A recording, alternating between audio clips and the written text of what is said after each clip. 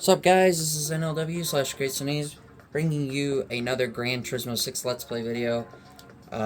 Before I get started, be sure to watch the whole video, leave a like, comment, subscribe, hit up that notification bell, follow me on Twitter at Victini for life, check out all my YouTube videos, I do playlists, and be sure to have everything you said. It does help out a lot. Just appreciate support and feedback. I'm in the final string of videos for today. I've already done Super Mario Galaxy 2, 2 videos there. Super Mario 3D World plus Bowser's Fury, did 2 videos there as well. And now we are in the final string of videos, 2 Gran Turismo 6 Let's Play videos. So in the 2 episodes that I will be doing, I will be covering the MR Challenge and the 4-wheel drive challenge. This one is significantly harder, for kind of a couple of reasons, and it's certain cars. And, yeah, this MRS, it's not gonna cut it. We need a better car. Like, much better. Let's take a look around here. Actually, what is this, Fisker? I think it's an electric car, actually.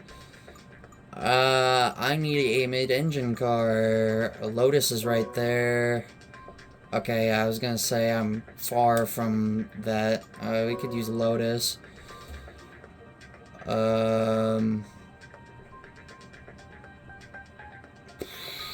Sheesh. Very expensive, but would do wonders. I'm gonna get the Lotus Esprit V8 for this, and bunch of colors. Oh, really? Why does great songs always have to play? I'm gonna get it in ruby red, metallic. Spending a chunk of cash on a car that actually I may use more than once. So this car may have actually a lot of use. It seems crazy dumping at like 10,000 for this. 116,000. But I'm telling you, it's gonna be worth it because, I don't know, I might be overpowered. Ooh, yeah, I can race this. Well, let's go. Madrid Mini, of all places, for mid-engine cars, like, ah.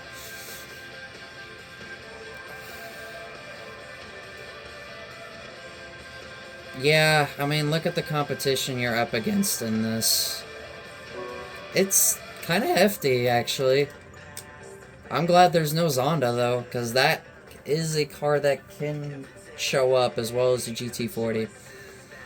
So there is a possibility you will see this car more than once in this playthrough for, like, some IB events, and maybe the last series in the section A, the championship, the GT National Championship.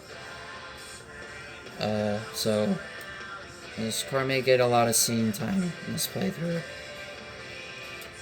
But here we go.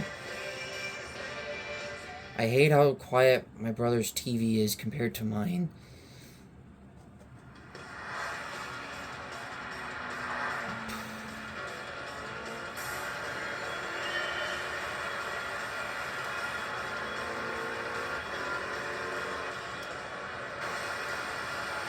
Normally I would use like an NSX or something, but I wanted to try something different.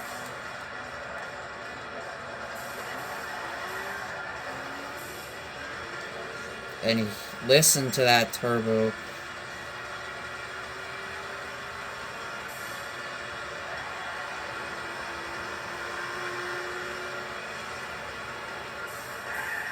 The reason why I didn't get an NSX is I believe you can get it as a prize. Actually, I'm pretty sure I had one, but I think it was above the performance points limit, so I went ahead and just bought this, and oh god, my controller is having a spasm. Yeah, that's another thing. And 3 laps definitely is way too short for this.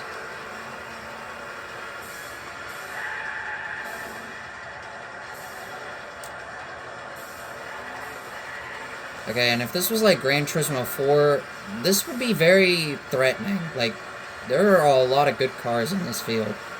I can't really say there's one bad car in this field. I usually get that one car that, like, totally stands out.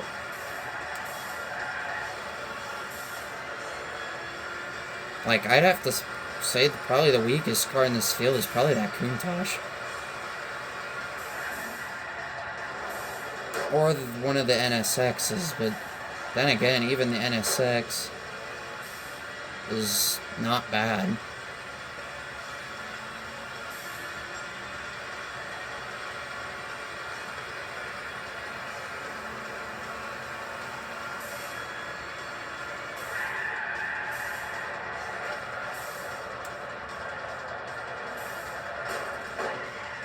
Oh yeah, when you hit them, they like give up. They don't even try and fight back. Which, it's kind of lame. Wish this game's AI was like 3 and 4's AI. They're dumb, but they actually are competitive.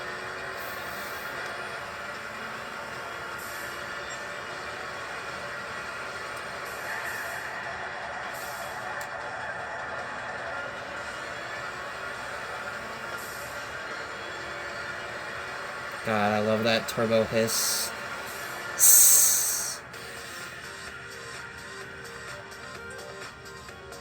That sound is so satisfying for some reason. I mean, yeah, like, none of these cars in this field are actually bad. They're actually all good, solid cars.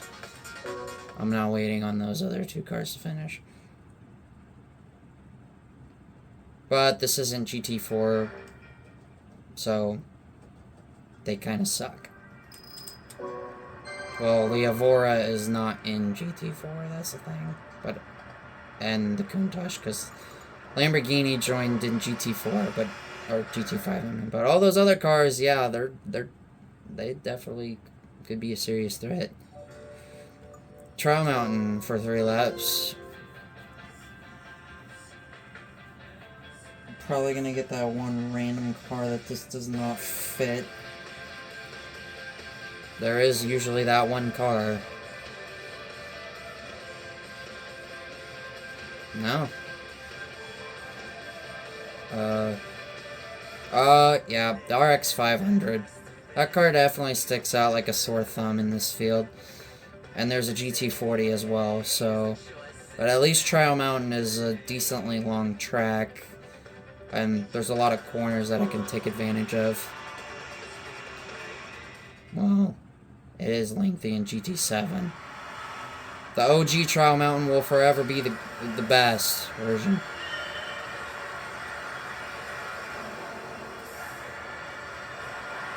Like, these guys just drive so slow. It's like they're just casually driving, like, on a road. Like how you see in real life. It doesn't make it fun. It's too easy. Now, there's the RX 500. Weird car. I mean, it is from 1970, so it is... But it is a rotary engine, actually. I didn't even realize that. Never paid attention. Oh, yeah. Never thought you'd see the day where we'd have an Isuzu as a mid-engine car.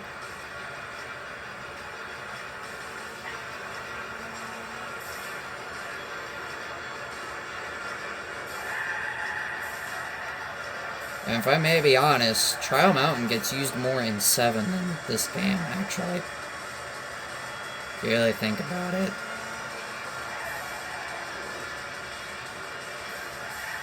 I mean, if I want to just play on the OG tracks, I can just play the older games. I mean, I would even consider 5 as well, because GT5 was made in 2010. So, yeah, I feel old. I was only 8 years old when this game came out. Not this game, GT5 came out.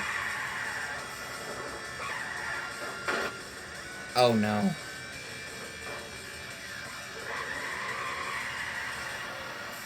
Tumbling down the main stretch. Oh dear. I don't care that I cut the course. I gotta rush this now. Thankfully it was just one rollover instead of 20.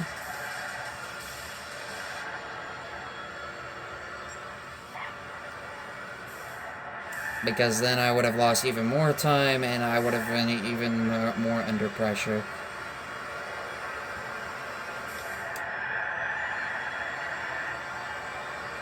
The dangers of that chicane have gotten more deadly when flipping and damage mechanics were added.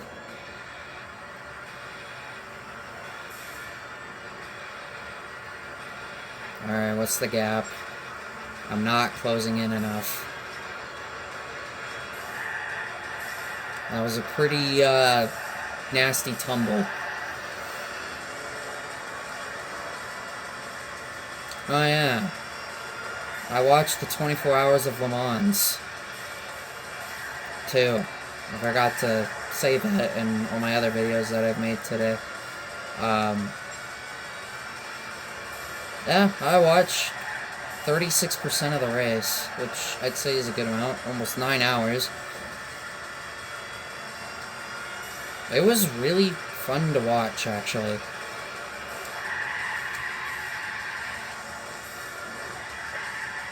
I would be more than happy to watch it again. Or any other race in the World Endurance Championship. I know they got one in Bahrain, they got Interlagos, Fuji, Coda, Le Mans. I don't remember the others. There's actually, I think, 3 races in Bahrain. And I don't remember what the other races were. I know it wasn't a very big schedule. It was kind of small. But I would be more than happy to watch any of those races. It was really exciting, actually. Got to see my very first multi-class race. My first timed endurance in real life on TV. This decade has been motorsports for me. Like NASCAR, IndyCar, Formula One, drag racing, and now World Endurance Championship. I've seen a British Touring GT Championship race at Silverstone once before, too. I am very heavily, if you guys think I'm very heavily involved with Victini and Geraci and all that good stuff, man, you guys do not know much about my motorsports background and how much I really love to watch it. I don't think I've really have explained much about just how much I really love watching racing. Like, it is so amazing how many different forms of racing there are. It's so cool.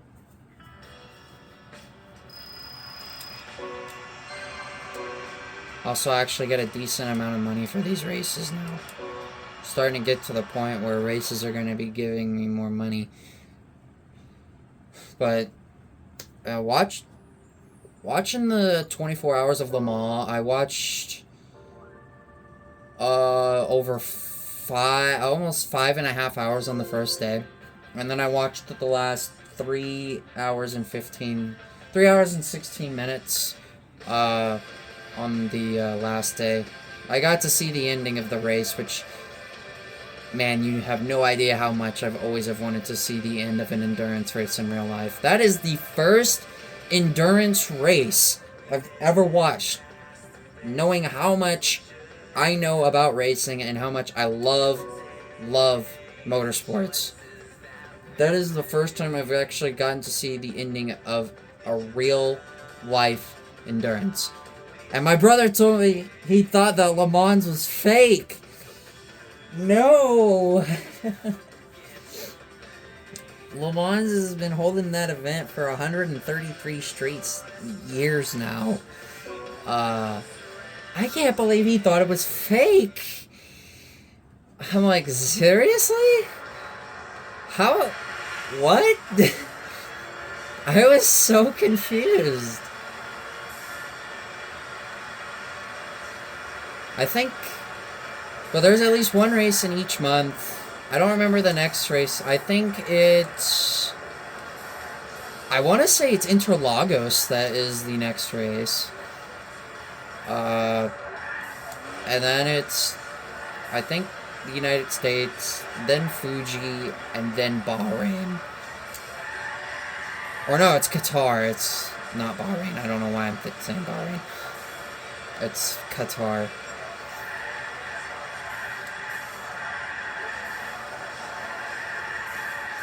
This is pretty cool, man. And I got to see some of the early nighttime stages of the race as well, which night racing has always been some of my favorite racing. There were, I believe, at least 10 of the 50 cars. I think there were 50. 40 or 50. Or just in between that range. 10 of them retired. I actually got to see 2 DNFs. Or 3 DNFs. There was a Mustang that lost its tire getting ready to go down the Mulsanne, and it spun out and then lost the tire and then backed it into a tire wall. There, both McLarens from the LMGT3 class. One lost power. One had a alternator issue. Or no, those were the BMWs in the hypercar class. But there was also a Mercedes that I think had a fuel issue. I didn't get to see all the other ones, but I know one of the other hypercars, the Wheeling Cadillac, also retired. There were 3 LMP2 class cars that all DNFs. It was very fun to watch, I will say, and I told my mom and dad how much I actually enjoyed watching it. So there's a lot of firsts. First endurance race I've ever watched. First multi-class race I've ever watched. First race that included cars that I'm very familiar with, like hybrid race cars and Group 3 cars. And then what would be like, you know, the same class like the Peugeot 905 or whatever. Getting to see all that stuff was really cool. Getting to see cars I've never seen on TV before, but I have heard so much about. And, you know, just getting to see the first night race in a real world circuit like that, which was really cool. I got to learn so much more than I already knew. I got to learn so much more about, you know, the driver changes, how the pit cycles work, how long their pit cycles last, because their pit stops can last over a minute.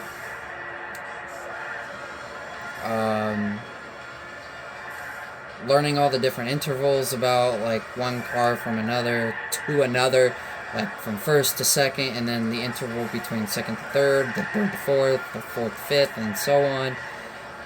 Multi-class racing, the different groups, the different,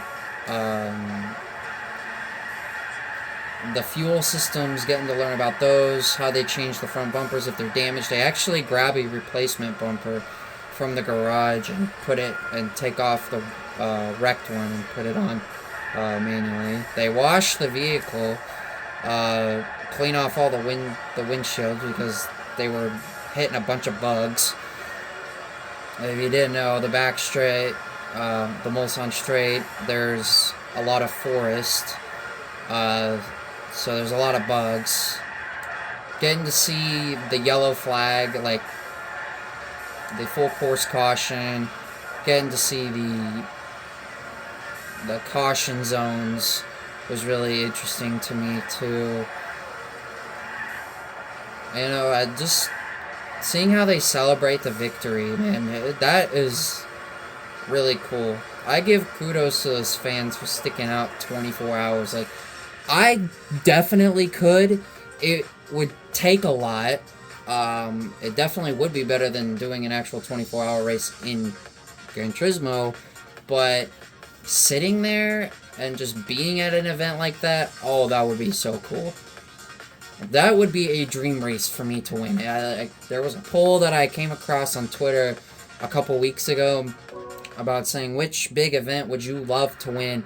24 hours of Le Mans was on that poll, and only 9% of the votes only picked it, but I was one of those people who picked that race, because to me, winning that race is bigger than anything. I mean, wouldn't you want to win a 24-hour race in your lifetime? I mean, not something that not many people can do or say, like, because you have to have an extreme amount of talent, and you have to be one of the best drivers in the world to be, like, taking part in that. Like, it's just so cool.